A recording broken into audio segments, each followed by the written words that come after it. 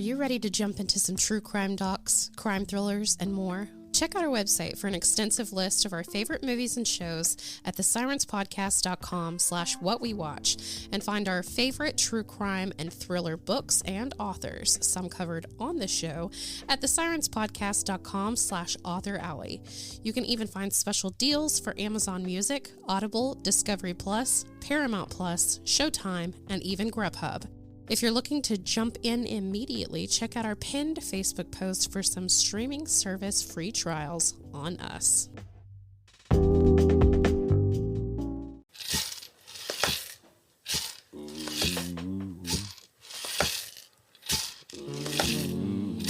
Welcome to 20-Minute Missing and Murder, where we share a true crime in under 20 minutes.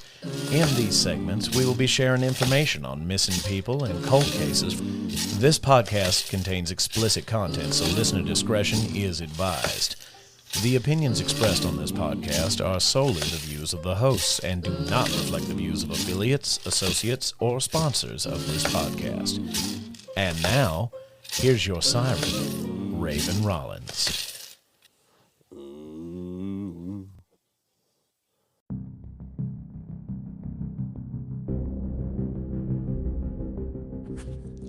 (1999).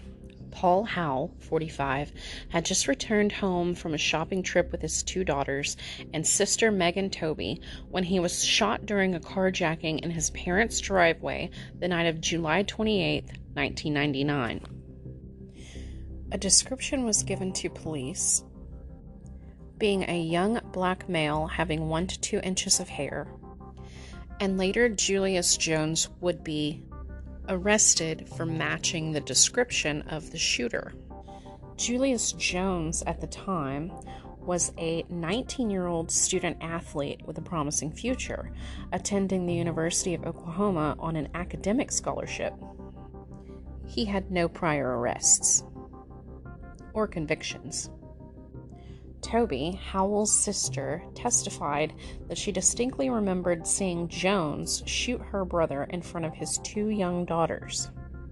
Jones, however, maintains that he was framed by a person he says was the actual killer, a high school friend and co-defendant who testified against him. That person was convicted of being the getaway driver and has served 15 years and is now out.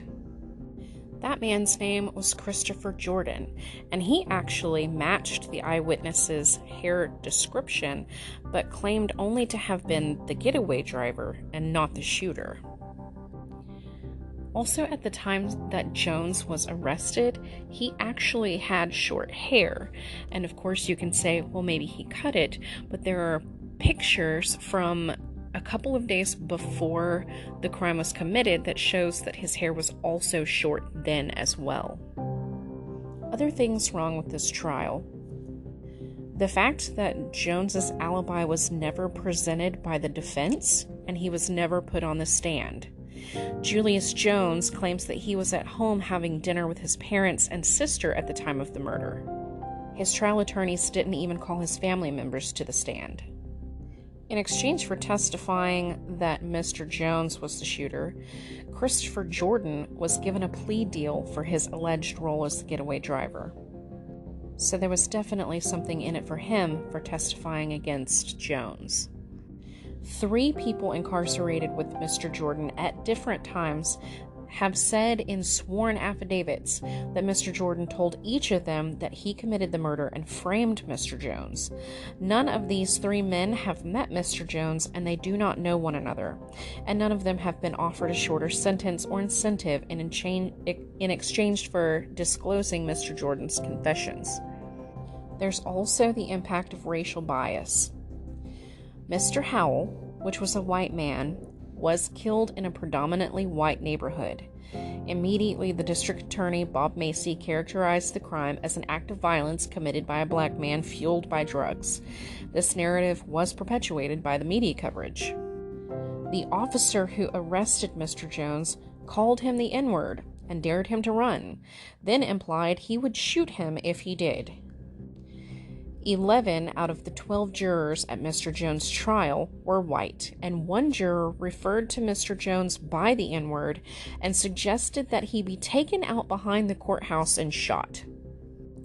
1/3 of District Attorney Macy's death penalty convictions have been overturned due to prosecutorial misconduct. Many of those whose convictions were vacated are black people, and to date, 10 people sentenced to death in murder cases in Oklahoma have been exonerated. Julius Jones was found guilty, and he was sentenced to death. His execution was actually scheduled for today, November 18th, 2021, at 4 p.m. Here at Sirens, we always want justice to be served, but we just don't think that happened in this case. Not to the victim, and not to the defendant, who I personally believe is innocent. It seems that Governor Stitt was on the fence as well, because just 30 minutes ago, around noon, he declared clemency for Julius Jones, commuting his sentence to life without parole. It's kind of sad that we have to call this a win, but at least he's not losing his life for a crime that he didn't commit. Information provided by theinnocenceproject.org, justiceforjuliusjones.com, and the Washington Post. I would also like to add here that the murder weapon was found in Jones' home. However, like I said before, he was old high school friends with Jordan, meaning that he could have easily gotten into his house at any time and hid the murder weapon in order to frame him. These are all just my opinions, but I do think that the right thing was done today by giving Jones clemency.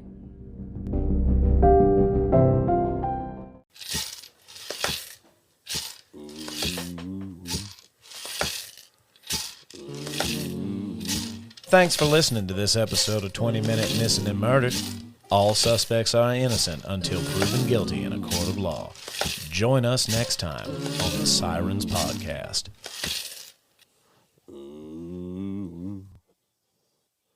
Do we have an outro? That's our outro, isn't it?